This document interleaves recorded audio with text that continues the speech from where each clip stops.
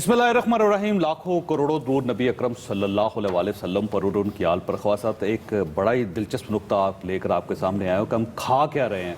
क्या हम जहर खा रहे हैं, क्या हम खुराक खा रहे हैं, क्या खुराक हमें खा रही है, क्या वो जहर है जो हमें आहिस्ता आहिस्ता निगलता चला जा रहा है। क्या हमें इस मुल्क में किसी दुश्मन की ज़रूरत है कि जो खुराक की शक्ल में हमें एक दुश्मन प्रोवाइड किया जा रहा है रोज़ाना, उसके होते हुए मेरा नहीं ख्याल कि किसी दूसरे मुल्क को हम पर हमला करना चाहिए। हम खा क्या रहे हैं, ये एक सवाल है जो हम अभी आपके सामने पेश करेंगे। और हो सकता है कुछ ऐसे दलाइल, कुछ ऐसे नुक्ते हों जिसके बाद आप अपनी खुराक को बेहतर बना लें। हमारे साथ तशरीफ़ रखते हैं नूरुल अमीन मैंगल साहब, पंजाब की फूड अथॉरिटी के DG हैं। ये आपको बताएंगे कि आप क्या खा रहे हैं। मोहसिन भट्टी साहब हमारे साथ तशरीफ़ रखते हैं, सहाफ़ी हैं और खुराक पर स्पेशलाइजेशन है इनकी। और डॉक्टर तोकीर अख्तर साहब हमारे साथ तशरीफ़ रखते हैं, सार्फिन के हकूक़ के लिए काम करते हैं। मोहसिन भट्टी साहब ये फरमाइएगा कि खुराक की एक लिस्ट है मेरे सामने जिसमें दूध है, कुकिंग ऑयल और घी है, चाय चीनी है, गोश्त है, मसाले हैं, मिठाइयाँ और बेकरी आइटम्स हैं, इससे सब्ज़ी है, फ्रूट है, उसके साथ मशरूबात हैं, चॉकलेट्स हैं, टॉफ़ियाँ हैं, पानी भी जाली है। सबसे ज़्यादा ख़तरनाक खुराक कौन सी है जो हम खा रहे हैं? दूध। क्योंकि इंसान की सबसे पहली ग़िज़ा जो है ना वो दूध है, और आखिरी उम्र में जब वो और कुछ भी खाने के काबिल नहीं रह जाता तो उस वक्त भी दूध ही पीता है। तो दूध कितना नाखालिस? दूध में बहुत सारी किस्में हैं। दूध सिंथेटिक दूध भी आ रहा है। पहले तो दूध में पानी मिलाया जाता था, अब पानी मिलाने वाले को तो आप ईमानदार तरीन आदमी समझ लें।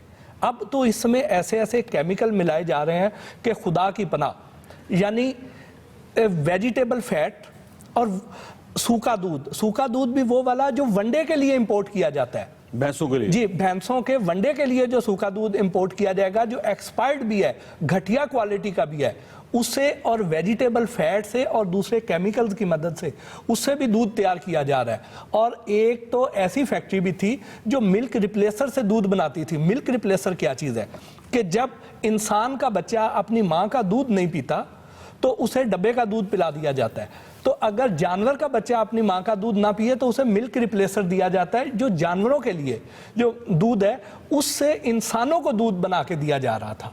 तो एक तो बल्कि ऐसी भी फैक्ट्री थी जो रेनाला खुर्द में हमने पकड़ी थी, वो वहां से नकली दूध बना के और एक हसास इदारे को भी सप्लाई कर रहे थे। नकली दूध कैसे होता है? नकली दूध ऐसे होता है कि उसमें 2 किलो सूखा दूध, 1 लीटर कुकिंग ऑयल और 37 लीटर पानी और उसमें और कुछ केमिकल्स मिला के उससे दूध तैयार करते हैं। इसको दूध की फैब्रिकेशन कहते हैं। ये दूध बना के दूध नहीं होता, जो दूध नहीं है। अब वेजिटेबल फैट से तो दूध नहीं बनाया जा सकता ना, वो वेजिटेबल फैट से दूध बनाते हैं। और ये सप्लाई किसको कर रहे थे? सप्लाई आपको मैंने बताया कि मुख्तलिफ कंपनियों को भी कर रहे थे और एक हसास इदारे को भी सप्लाई। हसास इदारे का नाम भी तो ले, कम से कम उस इदारे को पता चले कि वो कौन सा दूध पी रहा है। वो मिलिट्री फार्म उकाड़ा को सप्लाई कर रहे थे जी। अच्छा, हद है ये जी। अच्छा, और इसके अलावा ये जो गवालों से दूध लिया जाता है, जो गवालों से जो दूध लिया जाता है, इसमें भी आप देखें कि सबसे हमारी जो बेसिक गलती करता है ना जी, वो हमारा फार्मर करता है। आप अपने इस प्रोग्राम के जरिए उन अवाम को भी ये पैगाम दें जो भैंसों को इंजेक्शन लगाते हैं, वो हार्मोन्स के इंजेक्शन, उसकी वजह से भैंस के थनों में इन्फेक्शन हो जाती है, दूध में पस आना शुरू हो जाती है और दूध में हमक आती है। कई बार हमारे घर दूध आता है, हम पीते नहीं है, तो हम गवाले से कहते हैं, कहता है जी पठियां दा फर्क है, हालांकि वो उस थनों की इन्फेक्शन की वजह से आ रहा होता है और उससे उस इंजेक्शन से भैंसें जल्दी मर जाती हैं और वो उन मुर्दा भैंसों को फिर हम खाते हैं। यानी वो एक यहाँ तक सिलसिला नहीं रुकता। उसके बाद यहाँ से जब दूध आता है तो उसको दूध को फटने से बचाने के लिए उसमें फार्मोलिन के ड्रॉप्स डालते हैं। वो फार्मोलिन जो लाशों को अनूद करने के काम आती है। और फिर इसमें कास्टिक सोडा भी, इसमें आर्टिफिशियल फ्लेवर भी, इसमें बहुत सारी चीजें। डिटर्जेंट पाउडर डालते हैं। डिटर्जेंट पाउडर क्यों डालते हैं? वो उस दूध का कलर मैला हो जाता है। जब हम उसमें घटिया क्वालिटी की फैट डालते हैं तो उसका रंग मैला हो जाता है। उसको साफ करने के लिए और उसमें मसनूई झाग लाने के लिए उसमें डिटर्जेंट पाउडर डाला जाता है। और दूध जब ये खटास मार जाता है, जब दूध खट्टा हो जाता है, खराब हो जाता है, तो डिटर्जेंट या कास्टिक सोडा ये उसमें फिर डाला जाता है। अच्छा, ये फरमाएं, आप खुद दूध पीते हैं? मैं देहाती आदमी हूँ, मेरे तो घर से शुक्र है आ जाता है तो बचत हो जाती है जी। और आप बाजार से दूध लेकर नहीं पीते? कोई बहुत कम। अच्छा, बाकी खुराक की तरफ भी आएंगे। ये फरमाइएगा नूरुल अमीन साहब कि ये सबसे ज्यादा खतरनाक आपको केस अब तक आपकी नोटिस में कौन सा है? देखिए जी, इन्होंने मिल्क की बात की है। मैं ये समझता हूँ कि anything which is in loose form, जो खुला दूध है या खुली मिर्चें हैं, चाय की पत्ती है, وہ تمام جو ہے نا وہ پرون ہے کہ کہیں پہ بھی آپ ان میں کچھ بھی ملا دیں. اب جو سپلائی صرف پنجاب میں ہے 1.4 بلین لیٹرز کی ہے پر اینم دودھ کی, وچ از 98% آف دا ملک کنزمپشن. صرف 2% دودھ ہے جو کہ ڈبوں میں پیک ہو کے جو شہروں میں آپ کو اویلیبل ہے, باقی سارا لوز ہے. اب وہ اس میں جو ڈبوں میں ہوتا ہے وہ بھی تو ناخالص ہے نا سر, اس کے اندر بھی کیمیکلز ہیں. نہیں, اس میں وہ ایکسپلین کرنا چاہ رہا تھا کہ اس میں کیمیکل اس لیے ہے کیونکہ ان کی ایس او پیز جو ہے نا وہ ٹھیک نہیں تھیں. انہوں نے جو لیبارٹری ٹیسٹ ان کے کرنے ہوتے ہیں, اسکرین آؤٹ کرنا ہوتا ہے, وہ جب تک سپریم کورٹ نے کاگنیزنس لیا, ہم درمیان میں پہلے ٹھیک ہے ہوٹلوں میں ریسٹورانٹس میں ادھر ادھر گھومتے تھے, یہ فوڈ انڈسٹری پہ پچھلے مہینے ڈیڑھ سے ہم نے ہاتھ ڈالا ہے جس میں گھی بھی ہے, یہ بھی ہے. تو ادھر جا کے جو ہم نے دیکھی تو وہ ایسے گیپس ہیں جو کہ ریپیریبل ہیں, اس پہ ان کی لیبارٹریز. بس ٹی وائٹنر جو ہے وہ ایک سوکھا دودھ ہوتا ہے جو چائے کو سفید کر دیتا ہے, آپ اس کو ٹھیک سمجھتے ہیں؟ جی بالکل, اس پہ ہم نے اخبار اشتہار دیا ہے. آپ اچھا مزے کی بات یہ ہے کہ جو 60% آف دا پیکڈ جو ہے دودھ وہ ٹی وائٹنرز ہے جو کہ دودھ نہیں ہے اور دودھ کا نم البدل بھی نہیں ہے. اب وہ باہر کے ملکوں میں ہے کہ جی 2% ہے 4% ہے, یہاں پہ 60% وہ اس نے مارکیٹ اس لیے جگہ پکڑی کیونکہ یہاں پہ لٹریسی لیول وہ نہیں ہے. اب سکینہ بی بی کو نہیں پتا کہ جی یہ دودھ ہے یا ٹی وائٹنر ہے, وہ اسی کو بچے کو بھی پلا رہا ہے, بڑے بھی وہی پی رہے ہیں. تو وہ چائے میں دودھ پتی میں ہر طرف جو ہے نا اس کو دودھ سمجھ. لیکن سر تمام سرکاری دفتروں میں آپ کسی سرکاری دفتر میں چلے جائیں وہاں پہ ٹی وائٹنر استعمال ہوتا ہے, تو سب سے پہلے تو آپ گورنمنٹ آفس سے بین کریں نا اس کو. جب آپ خود وہ چائے پی رہے ہیں اور اپنے مہمان کو بھی پلا رہے ہیں 2-2 کپ تاکہ وہ بیمار ہو کے جائے آپ کے دفتر سے, تو وہاں سے تو بند کریں آپ. دیکھیں یہ چیز سمجھنے کی ضرورت ہے کہ جو tea whitener this is not unfit for human consumption. اس میں ملک پروٹینز ہیں, اس میں ملک پروٹینز تو نہیں, اس میں سالڈ ناٹ ملک جو ایس این ایف ہے وہ ہے, جو اسکمڈ ملک ہے, اس میں ویجیٹیبل فیٹ ہے, that is not unfit for human consumption. اس میں کیلوریز ہوتی ہیں, وہ آپ کو انرجیز بھی دیتی ہیں, لیکن وہ بچوں کے استعمال کے لیے نہیں جس میں ڈیری فیٹ ہونا چاہیے 5% 6% جو کہ ان کی مینٹل گروتھ کے لیے. اس میں اصل ایشوز لیبلنگ کے ہیں کہ آپ لوگوں کو بتاتے نہیں ہیں کہ جی یہ ٹی وائٹنر ہے.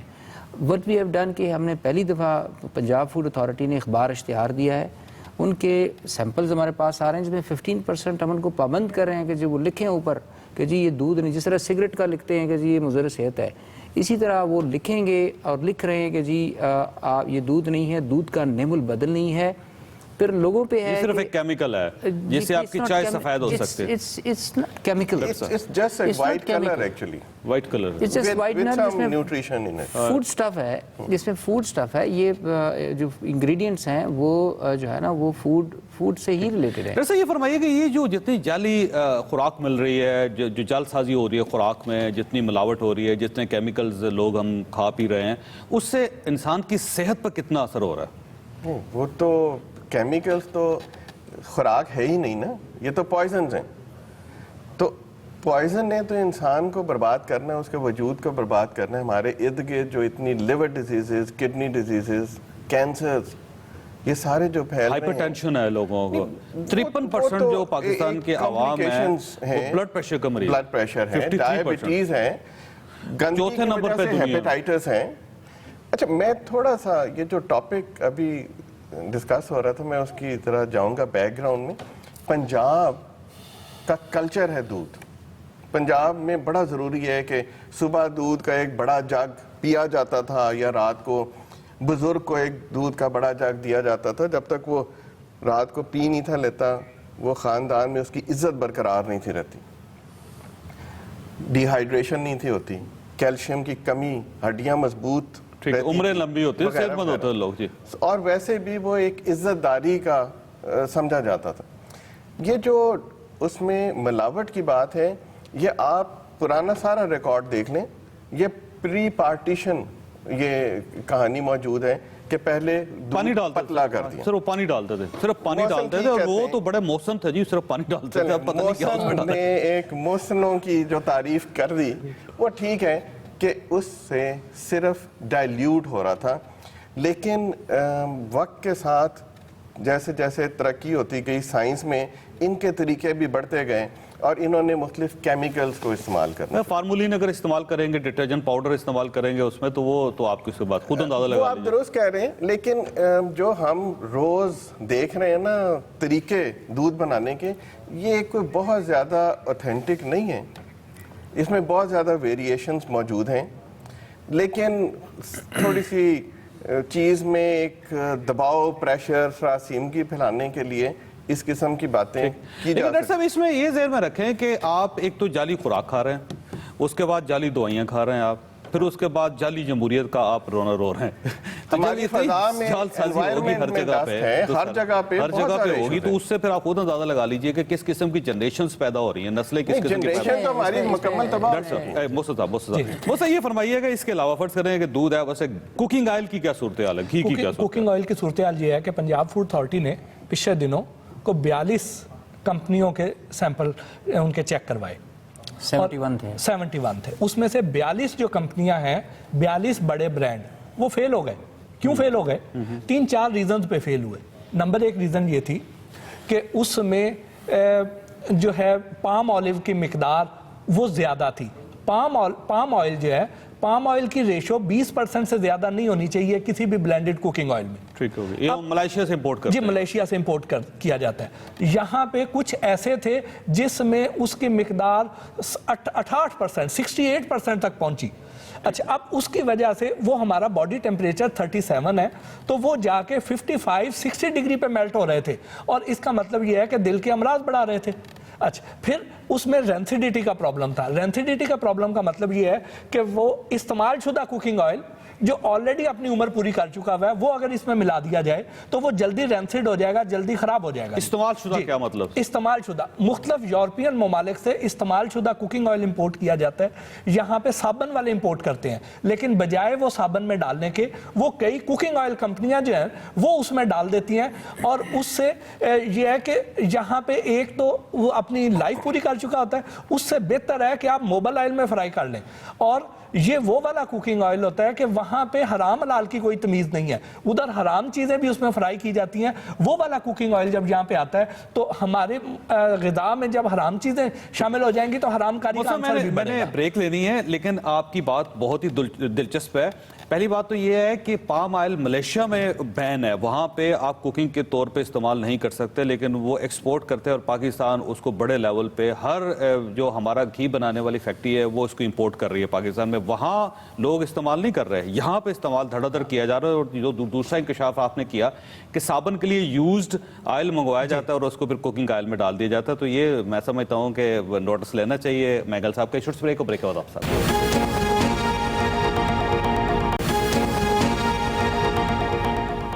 پروگرام میں دوبارہ خوش آمدید. بھٹی صاحب یہ فرمائیے گا کہ سارے کوکنگ آئل اسی میں ایشو ہے یا آپ سمجھتے ہیں کہ کچھ ہوں گے بہتر ہوں گے؟ نہیں، کچھ بہتر تھے، لیکن مور اور لیس یہی چیزیں تھیں. مثلا یہاں پہ لاہور میں رائیون روڈ پہ ایک فیکٹری تھی، وہاں پہ استعمال شدہ کوکنگ آئل، لینسڈ کوکنگ آئل کا اس میں پرابلم تھا، اور وہ سیل ہوئی. اور وہ سیل ہوئی تھی 120 دنوں کے لیے، لیکن پھر اس کو سزا اس کی کم کر کے اس کو 56 دن کر دیا گیا، 10 لاکھ روپے جرمانے سے اس کو 20,000 جرمانہ کر دیا گیا. وجہ اب پتہ نہیں اس کے پیچھے کیا وجہ تھی، لیکن وہ اتنے دنوں کے لیے سیل ہوئی تھی اور پھر کم کر دیا گیا اس کا. نہیں، مکمل طور پر سیل کیوں نہیں کیا جاتا ہے؟ یہ تو اب مینگل صاحب دیکھیے، فرض کیجئے کہ ایک فیکٹری نکل آئی ہے کہ جس میں جعلی خوراک بن رہی ہے، زہر ملایا جا رہا ہے، اپ ٹو سٹینڈرڈ نہیں ہے، اس کو مکمل طور پر بند کیوں نہیں کرتے آپ؟ دیکھیں جی، کوئی ایسی فیکٹری ہے نہیں جہاں پہ کوئی جعلی چیزیں بن رہی اور ہم نے اس کو دوبارہ جو ہے نا وہ آپریشنل بنایا ہو. یس، بالکل گیپس رہی ہیں کہ جی وائٹامن اے نہیں ڈال رہے، وائٹامن ڈی نہیں ڈال رہے، آئرن نہیں ڈال رہے، یا ان کے ہائیجین کے کوئی ایشوز ہیں جہاں پہ اصل ایشوز جاوید صاحب اس میں یہ ہے کہ جی 70 سال تو آپ نے ان کو چیک نہیں کیا. اب پنجاب فوڈ اتھارٹی آ گئی ہے، پہلے آپ یہ ایم عالم روڈ کے ارد گرد گھومتے پھرتے تھے، اس کو بند کر دیا، اس کو بند کر دیا. پچھلے 2-3 مہینوں سے ہم نے اس کو فوڈ انڈسٹری پہ لے کے گئے جہاں اصل آپ کے ایشوز ہیں. گھی ہے، دودھ ہے، کھلی کوئی بھی چیز آپ اٹھا لیں، ایون جو آپ کے چاکلیٹ ہیں، ایک ہی کمپنی، ایک ہی برانڈ ہے. آپ دبئی والا دیکھیں، ادھر آ کے میلٹ ہوتا ہے کیونکہ اس میں ڈیری فیٹ ہے. جو یہاں بن رہا ہے وہ اسی طرح جو ہے نا اور ملٹی نیشنل کمپنی بنا رہی ہے وہ. جی، تو آپ نے کبھی انہوں نے ان پہ ہاتھ نہیں ڈالا. اب گھی کی یہ بات کر رہے ہیں، آئی فلی ایگری کہ جی آپ نے 70 سال بعد ان کو آ کے چیک کیا، بٹ دین دیر از اب اس میں 42 بڑے بڑے انڈسٹریز کے نام تھے. ان کے ساتھ ہماری 2 میراتھن بڑی 8-8 گھنٹے کی میٹنگز ہوئی ہیں کہ جی ہم اس انڈسٹری کو بند نہیں کر سکتے، we have to put them correct.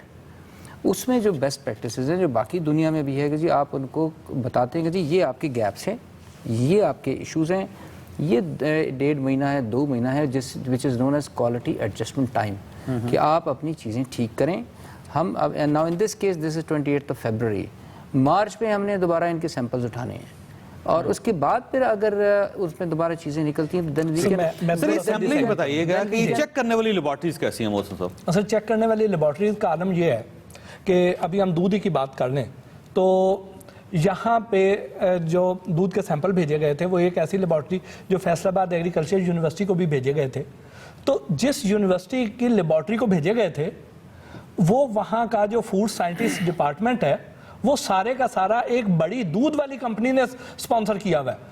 ان کا سارا ایکوپمنٹ, ان کے سارے فنکشنز, ان کی ہر چیز, ایون ان کی ٹکٹس تک وہ کمپنی ان کو دیتی ہے کہ آپ نے اب کراچی جانا ہے کسی فنکشن کے لیے, آپ نے جانا ہے. ان کے بھتیجے بھانجے بھی ان میں کام کرتے ہیں. انہوں نے جب سپانسر کیا ہوگا تو ان کی ریلائبلٹی آپ کے سامنے ہے. جی مینگل تو دیکھیں اگر تو آپ بھٹی صاحب کی باتوں میں جائیں تو شاید آپ سانس بھی نہ لے سکیں, یہ پانی بھی آپ نے پلایا میں یہ بھی آپ نہ پی سکیں. مطلب آئی ڈونٹ نو, نہیں ان کا جو نقطہ ہے وہ درست ہے یا غلط ہے؟ وہ بات وہ سپریم کورٹ نے وہاں ریفر کیا تھا ان کو, یویس کو اور ایگریکلچر یونیورسٹی کو. ہم وہاں نہیں بیچتے ہیں ان کو, ہم بیچتے ہیں ان کو جو کہ ٹاپ آف دا لائن اب ایس جی ایس ہے, انٹرٹیک ہے, یہ وہ ہیں جن 6 ارب ڈالر کی ان کی اپنے کمپنیز ہیں.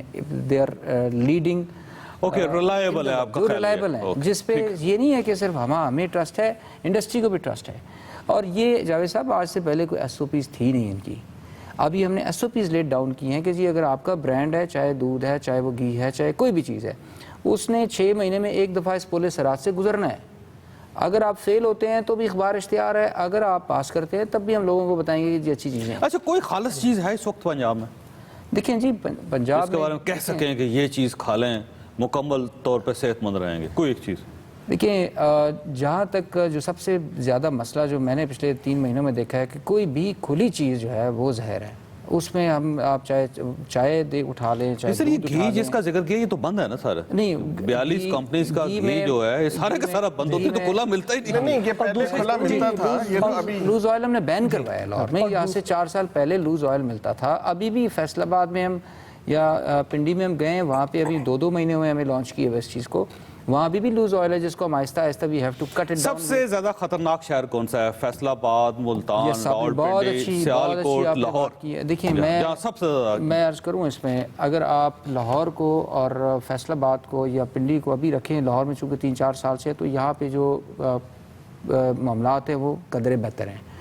جہاں بھی ہم نے لانچ کیے وہاں پہ حالات بڑے الارمنگ ہیں. For example in case Faisal آباد, وہاں پہ جو انڈسٹری ہے جو کہ گلی محلوں میں ہے, وہ کھلی چائے, کھلا کیچپ, کھلی مرچیں, اس طرح کی جو چیزیں, یا مس برانڈڈ جو بوتلیں ہیں, جو بیوریجز ہیں, یہ اتنی زیادہ تعداد میں بن رہی ہیں اور یہیں سے پھر یہ نکل رہی ہیں, کے پی بھی جا رہی ہیں, پنجاب میں پھیل رہی ہیں, ایون بلوچستان تک جا رہی ہیں. پھر جو ملتان آپ کا دوسرا ہمارا شہر ہے جہاں پہ کسی نے آج تک چیک نہیں کیا ان کو, وہاں پہ ایون سندھ تک, اور ان کو جو بلوچستان کا نصیر آباد علاقہ اور پورا ساؤتھ آف پنجاب, وہاں پہ ڈیلی ایوریج 2 سے 3 جو ہے نا اس طرح کی جعلی فیکٹریاں, پنجاب فوڈ اتھارٹی ابھی گئی ہے وہاں پہ 2 مہینے پہلے, ڈیلی 2-3 فیکٹریاں ہم اس طرح کی پکڑ رہے ہیں وہاں پہ. یہ آئی ایم ویری آپٹیمسٹک. دیکھیں P H A parks and horticulture authority ہے لاہور میں, انسٹیٹیوشنل ارینجمنٹ ہے, آپ 1 سال نکالیں پی ایچ اے کو, لاہور کی کیا حالت ہوتی ہے. I am optimistic. کام کرنے کی بہت زیادہ گنجائش ابھی موجود ہے. 70 سال بعد ادارہ آ گیا تو ادارہ پانی کو ٹھیک سمجھتے ہیں آپ. اچھا لیکن میں اگر آپ اجازت دیں, دیکھیں جو سب سے بڑا ایشو رہا ہے وہ یہ ہے کہ جب یہ ادارہ پہلے تھا تو یہ سٹی ڈسٹرکٹ گورنمنٹ ہینڈل کر رہی تھی. ایک بڑا جامع قسم کا نا ایک اس کا قانون جسے پنجاب پیور فوڈ رولز کہتے ہیں, آپ یقین کیجئے کہ وہ اتنا ڈیٹیلڈ اور اتنا کمپیکٹ قانون ہے, اس سے بہتر دنیا میں, مطلب دنیا کے سٹینڈرڈ کا ہے. سر قوانین ہمارے بڑے میرا پرابلم سر امپلیمنٹیشن کا ایشو ہے, یہی میں امپلیمنٹ نہیں ہوتا وہ. چالان ہوا کرتے تھے, چالان ہوتے تھے اور چالان بکتے تھے. That was the issue. انہوں نے ایک ایسی رجیم ڈیولپ کر دی, ایک ایسی کہ یہ تمام ادارے آج اس چیز کو ابھی ایکسیپٹ نہیں کر پا رہے کہ انہوں نے ان ایکٹس کو ماننا ہے اور یہ جو پنجاب فوڈ اتھارٹی لے کر قوانین کی بات کر رہے ہیں، اس کو انہوں نے امپلیمنٹ کرنے میں کچھ کرنا ہے. ابھی بھی ان میں ریزسٹنس ہے. It will take a little while, لیکن میرا خیال ہے ہو جائے گا. قوانین کے میں ایک بریک لینا, ایک چھوٹی سی بریک, بریک کے بعد آپ ساتھ پروگرام میں دوبارہ خوش آمدید. بٹ صاحب یہ فرمائیے گا کہ پاکستان کا ویسے میں تو المیہ یہ ہے کہ قوانین بڑے شاندار بنائے جاتے ہیں, اس میں انگریزی بڑی زبردست لکھی جاتی ہے, لیکن جب امپلیمنٹیشن کی باری آتی ہے تو وہاں پہ زیرو ہوتا ہے. نہیں, میں تھوڑا سا آپ سے اختلاف کروں گا. وہ یہ ہے کہ قوانین شاندار ضرور بنائے جاتے ہیں. انگریزی اس میں اچھی کیوں ہوتی ہے؟ کیونکہ اس میں ان ملٹی نیشنل کمپنیوں کے لوگ بھی بیٹھے ہوتے ہیں جو یہ قوانین اپنی مرضی کے بنوا رہے ہیں. میں باقی قوانین کا تو اتنا نہیں مجھے پتا, لیکن پیور فوڈ رول کے بارے میں میرا یہ ذاتی مشاہدہ ہے, کیونکہ میں ان میٹنگز میں شریک ہوتا رہا ہوں. تو اس میں یہ تھا کہ بڑی بڑی کمپنیوں کے نمائندے بھی اس میں تھے, اور آپ کو حیرانگی ہوگی کہ اگر آپ اس بڑی کمپنی کے جو پاکستان میں دودھ کے حوالے سے سب سے بڑی جانی جاتی ہے, اگر آپ ان کے انفینٹ فارمولے کی ریسیپی اٹھا لیں اور اس کے بعد پیور فوڈ رول میں انفینٹ فارمولے کے سٹینڈرز دیکھ لیں, تو دونوں میں ایک فل سٹاپ یا کومے کا فرق بھی نہیں ہوگا. یعنی جو ان کی ریسیپی تھی وہ ایز اٹ از اٹھا کے پیور فوڈ رول کا حصہ بنا دی گئی کہ آپ اس کے مطابق چیک کریں گے جو وہ بنا رہے ہیں. اسی طرح ٹی وائٹنر جو ہیں یہ بھی ہمارے لیے کوئی اتنے اچھے نہیں ہیں. آج ہماری بڑی کمپنیاں جتنی بھی ہیں نا, وہ سب کی سب ان کی زیادہ جو ریشو ہے وہ ٹی وائٹنر پہ شفٹ ہو گئی ہے. دودھ کم بنا رہے ہیں, ٹی وائٹنر زیادہ بنا رہے ہیں, کیونکہ اس میں منافع بہت زیادہ ہے. وہ 4-5 روپے کا پیکٹ جو چھوٹا ہے وہ 18 روپے کا بکے گا, تو اس میں 14 روپے کا مارجن وہ کما رہے ہیں, اور اس میں ویجیٹیبل فیٹ ڈال کے وہ بنائے جا رہے ہیں. اور یہاں پہ بڑی بڑی کمپنیاں, ابھی جو پچھلے دنوں بھی کمپنیاں چیک ہوئی ہیں نا, جب یہ سب آپ حیران ہوں گے, ان بڑی کمپنیوں کے گوداموں میں سے ٹنوں, ہزاروں ٹن اندر ویجیٹیبل فیٹ سٹاک پڑی ہوئی ہے. اور جب ان سے یہ مانگا جاتا ہے نا کہ آپ اس کو دیں کہ آپ کے اس کی جواز کیا اتنی زیادہ ویجیٹیبل فیٹ کا اور سوکھے دودھ کا اس فیکٹری کے اندر, آپ تو دودھ میں ڈیل کرتے ہیں, تو کہتے ہیں نہیں ہم تو ٹی وائٹنر بھی بنا رہے ہیں. اچھا, اب ٹی وائٹنر کی آپ کی سیل کتنی ہے اور دودھ کی کتنی ہے وہ ریکارڈ بھی دینے کے پابند نہیں ہے, اس کی ریسیپی تک نہیں دیتے ہیں. کیوں نہیں دیتے ہیں؟ کہ ہماری اس کی ریسیپی جو ہے نا, ہمارا بزنس سیکرٹ ہے, ہم نے نہیں دینا. اچھا یہ فرمائیے سر, یہ گوشت کہا جاتا ہے کہ سارے کھوتے کھا گئے ہم پنجاب کے, اور مری ہوئی مرغیاں بیچی جاتی ہیں. مری ہوئی مرغیاں عام بکتی ہیں, وہ کہتے ہیں شورمے میں استعمال ہوتی ہیں. یہ جو باربیکیو اس کے لیے مری ہوئی مرغیاں 10 روپے کلو یا 25 روپے کلو آپ لے لیں, اور اس کو روکنے والا کوئی نہیں ہے. سر اس کو روکنے والا آپ دیکھیں, یہ آپ نے بڑی اہم آپ نے چیز اٹھائی. آج کل شدید ٹھنڈ ہے, اس شدید ٹھنڈ میں جو لاہور میں, اسلام آباد میں جو ٹرک سینکڑوں کلومیٹر کا سفر طے کر کے آئے گا, آپ مرغی کے ٹرک جتنے دیکھ لیں, کسی کے گرد آپ کو ویدر شیلڈ نظر نہیں آئے گی. اس شدید ٹھنڈ میں رات کے ٹائم جب وہ ٹرک ٹریول کرے گا, اور اس میں کافی مرغیاں جو جن کے ذرا جسم پہ پر کم ہوں گے وہ مر جائیں گی, وہ اس کی چھت پہ ڈال دی جائیں گی, اور صبح وہ ٹھنڈی مرغی کے نام سے اس کی چھت پہ ڈال دی جائیں گی, اور وہ صبح منڈی میں بولی میں ٹھنڈی مرغی کے نام سے علیحدہ اس کی بولی ہوگی, جو 30 روپے کلو 35 روپے کلو کے حساب سے بکیں گی. ٹھنڈی مرغی ٹھنڈی مرغی اس لیے کہ وہ بڑی مرغی ہے. اچھا, اب یہ ہے کہ دیکھیں کہ ایک شوارما ہے, شوارمے میں 100 گرام چکن ڈلے گا. اگر ہم نارمل ریٹ چکن کا لیں تو 200-250 روپے کلو ہے, بون لیس کا ریٹ بنے گا 450 روپے کلو. اگر 100 گرام چکن ڈالیں تو 45 روپے کا 100 گرام چکن ہے, 8 روپے کی اس میں شوارما بریڈ ہے, اس میں باقی مسالے ڈال کے تو وہ 60 روپے کا پڑتا ہے. جب اس کے ملازم کی تنخواہ, اس کے کرایہ اور یہ چیزیں ڈالیں گی 70 روپے میں, 80 سے کم وہ بیچے گا نہیں. تو یہ جو 30 روپے میں آپ کو واقعی بڑا شوارما ملتا ہے, اس کے پیچھے وہ چیزیں شامل ہیں. اس کا مطلب وہ ٹھنڈی مرغی کا بنا, وہ ٹھنڈی مرغی کا بنا. تو اس کو چیک کرنے کا کیا طریقہ ہے کہ ٹھنڈی تھی یا گرم تھی اس کو؟ اچھا, اب مزے کی چیز آپ کو بتاؤں, پنجاب فوڈ اتھارٹی کے پاس یا پنجاب کے لائف سٹاک ڈپارٹمنٹ کے پاس کوئی ایسا ڈپارٹمنٹ, ہمارے لیبارٹری نہیں ہے جو یہ بتا سکے کہ یہ گوشت کس جانور کا ہے. اچھا, کوئی لیبارٹری نہیں ہے. گدھے کا ہو, جی, اس میں حرام جانور کا میں ہو, پوری ذمہ داری سے آپ کو بتا رہا ہوں, مرا ہوا ہو, کوئی اندازہ نہیں لگایا جا سکتا. میں ایک ایسی بات ہوئی تھی جس میں گدھے کا ذکر آیا, لیکن میرا خیال ہے وہ غلط تھا, یا سور کا ذکر آیا. سور بھی تھا. نہیں, میں اسی بات پہ آنا چاہ رہا ہوں. آپ نے پنجاب کا بڑا امیج جس طرح کمیونیکیٹ کیا, دیٹ از ناٹ فیئر کہ جی گوشت کو دیکھتے ہی بتا دیں گے جی کس چیز کا گوشت ہے. There has to be a scientific approach for that. اس کا ڈی این اے ٹیسٹ آپ کراتے ہیں اور جب وہ سر ڈی این اے تو 15 دن میں ٹیسٹ ہوتا ہے نہیں 15 دن میں بھی ہو سر 15 دن کے بعد بھی آپ میری ان سے بھی بات ہوئی ہے، آپ اس طرح نہ کریں. آپ کرتے رہے نا پہلے کہ جی یہ رنگ دیکھ کے آپ کہتے ہیں کہ جی سور کا گوشت ہے گدھے کا گوشت ہے اور بعد میں وہ چیزیں فیل. یہی بات ہے نا، نہیں ایسا نہیں ہے. آپ ایسے ہی کرتے رہے، یہاں پہ اندازے سے بتاتے رہے. میرا تعلق پنجاب سے نہیں ہے، میرا تعلق پنجاب سے نہیں ہے، I am not from Punjab, but آپ نے ایک امیج بڑا غلط یہاں سے کمیونیکیٹ ہوا ہے. وہ چیزیں جو آپ ایک کہتے ہیں نا کہ ایک سینسیشنلائز کرنے کے لیے آپ چیز پٹی چلوا دیتے ہیں، بریکنگ نیوز چلواتے ہیں اور بعد میں وہ چیز نکلتی نہیں ہے. لیکن اس میں مینگل سے یہ فرمائیے کہ اگر ریسٹورانٹ ہے جس میں آپ 2000 روپے کی ڈش لے کے کھا رہے ہیں، ہمارے پاس کیا سرٹیفکیٹ ہے، ہمارے پاس کیا گارنٹی ہے کہ واقعی اس میں صحیح گوشت استعمال ہو؟ اس کا طریقہ کار ہے سر سائنٹیفکلی. ٹریسیبلٹی ایک چیز ہوتی ہے کہ جی آپ نے اس چیزیں کہاں سے خریدی ہیں اور پیچھے جا کے اس چیز کو چیک کرتے ہیں. یہ پوری دنیا میں یہی پریکٹسز ہیں. جہاں تک پولٹری کی بات ہے یہ ایشوز بالکل تھے. ٹورنٹن مارکیٹ پہ ہم نے آپریشن کروایا، وہاں پہ ایک دن ہم نے 6000 مرغیاں ہم نے حلال نہیں کروائیں، ہم نے ذبح کرا کے ہم نے انسنریٹ کرائیں. دوسرے دن 3000 مرغیاں، پھر 1000، پھر 800، مجھے نمبر بھی یاد ہے. اور ابھی وہاں پہ معاملات مرغیاں کون سی مری ہوئی مرغیاں نہیں، وہ بیمار مرغیاں تھیں. اس میں مری ہوئی مرغیاں نہیں تھیں، بیمار مرغیاں ہوتی ہیں جن کو بھی ذبح نہیں کرنا چاہیے. ایک کنفیوژن تھا پنجاب فوڈ اتھارٹی کے آفیشلز میں کہ جی یہ لائف سٹاک ڈپارٹمنٹ کا کام ہے کہ جی یہ سر مری ہوئی مرغی ملتی ہے یا نہیں ملتی، یا بکتی ہے یا نہیں بکتی؟ مرغیاں جو ہے اب وٹ وی ہیو ڈن ہے اس کے پہلے تو یہ کنفیوژن یہ تھا کہ جی ہمارا کام نہیں ہے پنجاب فوڈ اتھارٹی کا، یہ کام ہے لائف سٹاک ڈپارٹمنٹ کا. اگر بیمار مرغی ہے تو لائف سٹاک ڈپارٹمنٹ والے آ کے اس کو انجیکشن لگائیں، اس کو سیدھا کریں، پھر اس کو ذبح کریں.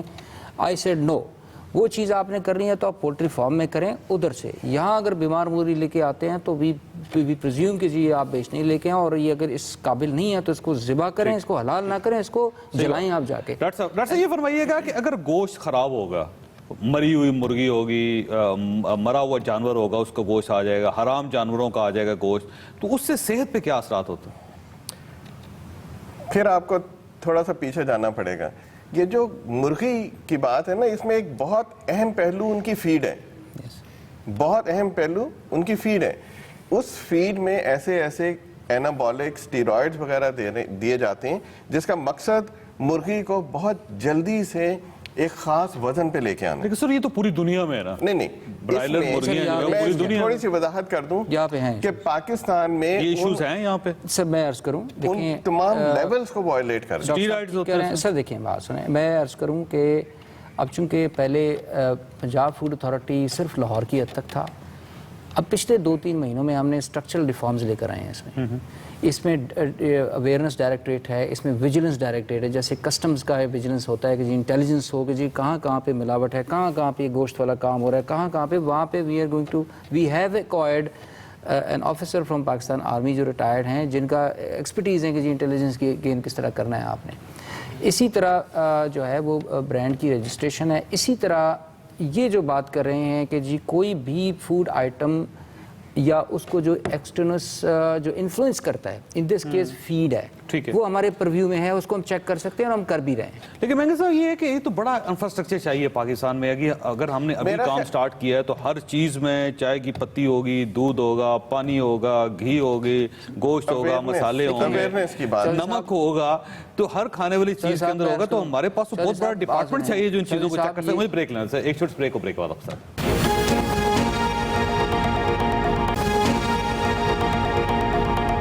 پروگرام میں دوبارہ خوش آمدید. محسن بھٹی صاحب یہ فرمائیے گا کہ کوئی ایک چیز جو سب سے زیادہ خطرناک آپ کو محسوس ہوتی ہے اس ملک میں، جس کو میرا خیال ہے ہمیں کھانے سے پرہیز کرنا چاہیے؟ اصل میں کوئی بھی چیز، مٹھائیوں کے حالات، نرالا بہت بڑا نام مٹھائیوں کا، تو بند ہو گئی بند ہو گئی. اور جب ہم نے اس کو چیک کیا تھا تو اس میں ورکرز کے لیے 8 واش روم تھے اور 8 میں صابن نہیں تھے، اور وہ انہی گندے ہاتھوں سے، غلیظ ہاتھوں سے آ کے مٹھائیاں بنا رہے تھے. تو یہ ذائقے ایسے نہیں بنتے سر، یہ انہی چیزوں سے ہی بنیں گے. اسی طرح آپ کو پتا ہے کہ نرالا سویٹس کی وجہ سے میاں نواز شریف صاحب کو ڈائبٹیز ہو گئی تھی، وہ اتنا زیادہ استعمال کیا انہوں نے. یہی والی چیز ہی کھاتے رہے ہیں.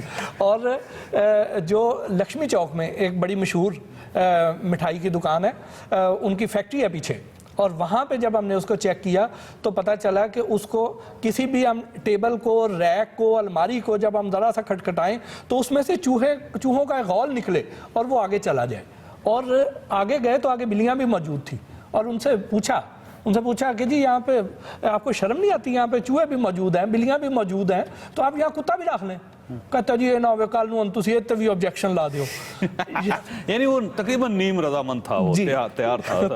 اچھا یہ فرمائیے سر, یہ ڈاکٹر صاحب یہ بیکری آئٹمز جو ہوتے ہیں یہ سیف ہیں پاکستان میں؟ آپ یا کوئی ایک برانڈ جس کو آپ سمجھتے ہیں کہ ٹھیک ہے, یا کیا ہونا چاہیے اس پہ؟ میرا خیال ہے یہ بھی ایک بڑا سلسلہ ہے. بیکریز پہلے ہر گھر میں, ہر محلے میں موجود تھیں اور محلے کے لوگ ان کے اوپر نگاہ رکھا کرتے تھے. اب انہیں سینٹرلائز کر دیا ہے, 3-4 بڑے نام آ گئے اور ان کی میرا خیال ہے اب اس طریقے سے دھیان کاری نہیں ہو رہی. ان میں ایشوز موجود ہیں, لیول چینج ہو چکا ہے. ایک بہت مشہور بیکری کے چوہے کی ویڈیوز تو بڑی مشہور ہوئیں. تو سر ایک نظر آ گئی نا سر, جہاں پہ ہر بیکری میں چلے جاتے گند اتنا زیادہ, کسی فیکٹری کو جائزہ لے رہے ہیں پچھلے کچھ عرصے میں مٹھائی جہاں بنتی آپ دیکھ لیں, آپ زندگی میں کھا نہیں سکتے اس کو. آپ درست کہہ رہے ہیں, لیکن پچھلے کچھ عرصے میں جب مختلف بیکریز کو اسٹڈی کیا ہے تو وہی جو چوہے والی بیکری تھی وہ آج شاید سب سے بہتر ہو چکی ہے اور انہوں نے واقعی ایک ایکشن لیا اور اپنے آپ کو سٹینڈرڈ زون مینٹین. میں یہ سمجھتا ہوں. مینگل صاحب یہ فرمائیے گا کہ آپ نے ابھی تک جتنے آپریشنز کیے ہیں, کوئی ایسا آپریشن جس کو دیکھ کے آپ کے طوطے اڑ گئے ہوں؟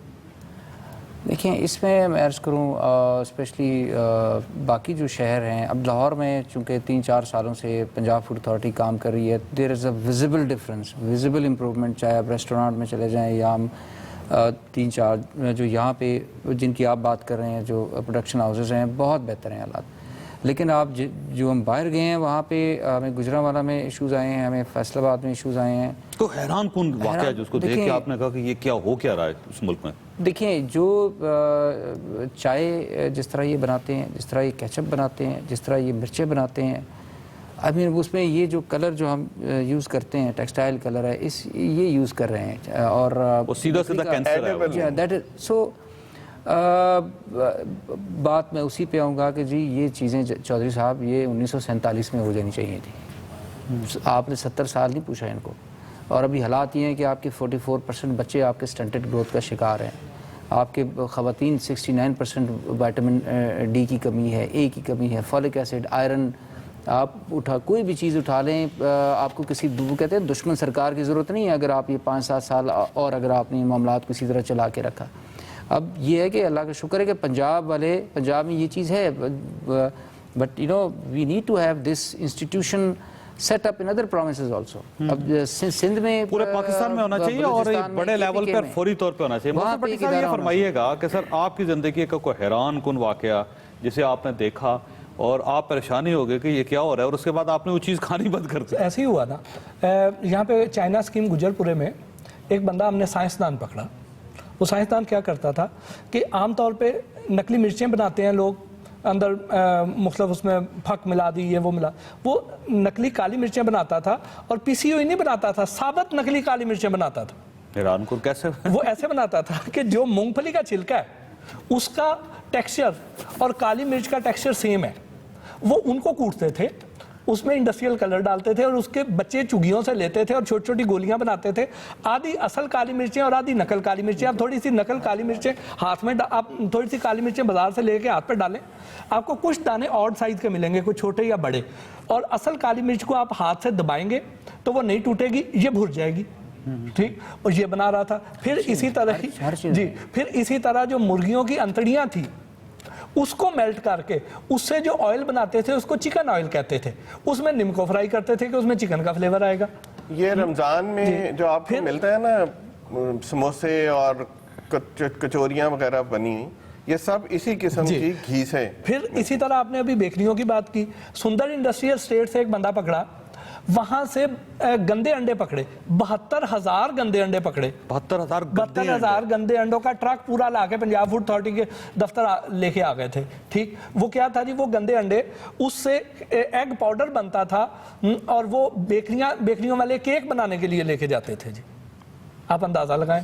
اچھا سر, ایک کرنا کیا چاہیے پاکستان؟ بالکل, میں اب آپ کو عرض کروں, ہم ایک نئی اسکیم لے کے آ رہے ہیں. ہم تمام کالجز اور یونیورسٹی میں جانے لگے ہیں اور ان کے اسٹوڈنٹس کو ہم پنجاب فوڈ اتھارٹی کے والنٹیئرز بنانے لگے. وہ بچوں کو ہم نے ایک بیسک ٹریننگ دینی, وہ اپنے گھروں میں جائیں گے, اپنے محلے میں, اپنے رشتہ داروں میں, اور وہاں پر اویئرنیس دیں گے about hygiene, about adulteration, about good practices. ان میں جو اچھے بچے ہیں ان کو جو لائق ہیں, جو زیادہ بہتر انٹرسٹ رکھتے ہیں, انہیں ہم امبیسڈرز کا نام دیں گے, جو اپنی اپنی کینٹینز کا دھیان کریں گے. جو کالجز اور یونیورسٹیز اور سکولز کی کینٹین ہے, آپ کو پتہ ہے کہ ان کا بڑا برا حال, 3,500 کینٹینز ہیں لاہور میں. پنجاب فوڈ اتھارٹی یا سٹی ڈسٹرکٹ گورنمنٹ ان کے دیکھ بھال نہیں کر سکتی.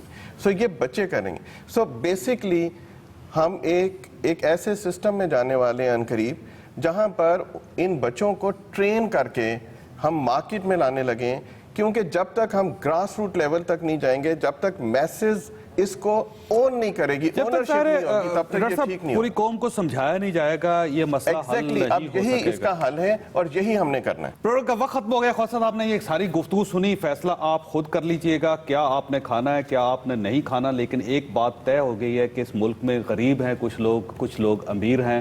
امیر آدمی اچھے کپڑے پہن لیتا ہے, اچھے جوتے وہ پہن لیتا ہے, وہ اچھے گھروں میں رہ لیتا ہے. غریب آدمی کے جوتے خراب ہوتے ہیں, کپڑے خراب ہوتے ہیں, چھوٹے گھر ہوتے ہیں. لیکن کم از کم ایک ایسا ایشو ہے جس میں غریب اور امیر دونوں برابر ہیں کہ دونوں ہی زہر کھا رہے ہیں, دونوں ہی پوری خوراک کھا رہے ہیں. اگر ہم نے اپنی نسل کو بہتر بنانا ہے تو کم از کم ہمیں خوراک اس کو اچھی اور خالص پہنچانی ہوگی, دینی ہوگی. اگر ہم یہ نہیں دے سکتے تو پھر میرا نہیں خیال کہ اس ریاست کی ضرورت ہے. اللہ تعالیٰ آپ اور آپ کے اہل خانہ کو ہر کسی مصیبت سے محفوظ رکھے. اللہ حافظ.